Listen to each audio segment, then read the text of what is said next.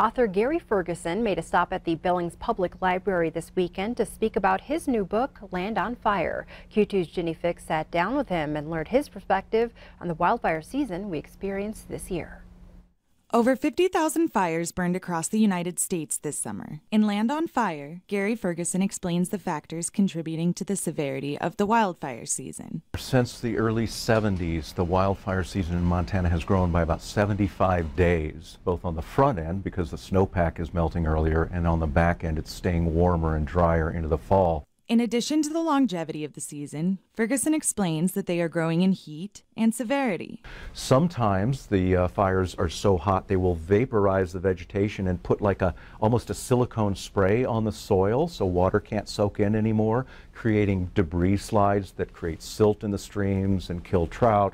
And so when you get to a certain size and intensity of fire, which we're at now, a lot of things happen that didn't used to happen. Ferguson attributes the scope of these rampaging fires to heavy fuel loads. Fires actually are quite healthy for a forest to a limited degree. They get rid of diseases, they burn up the debris that's fallen from trees onto the forest floor and keep the forest floor clean.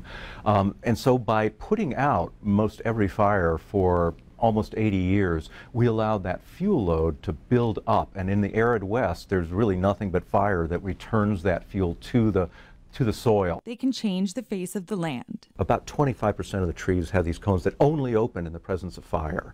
In the year after the fires of '88, there were places in Yellowstone where little seedlings were sprouting at the rate of 100,000 trees an acre. It's a fabulous adaptation of nature to recover from fire. But for us, who are only here for 70 or 80 or 90 years, we will not see these landscapes in the way that they necessarily were in our lives. Ferguson believes that taking proactive steps to maintain the wildland will help to save homes and livelihoods. More than 80% of the wildland-urban interface is yet to be developed.